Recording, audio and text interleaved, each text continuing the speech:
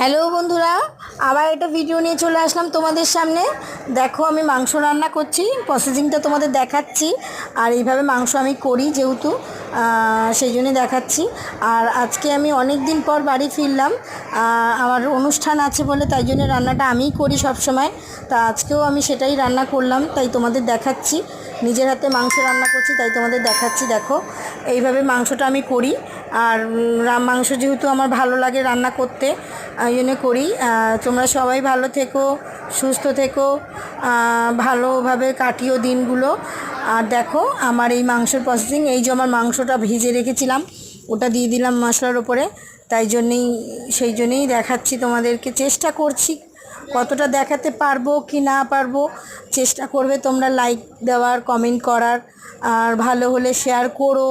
সবাই সুস্থ থেকো, ভালো থেকো। Good night, tata, by.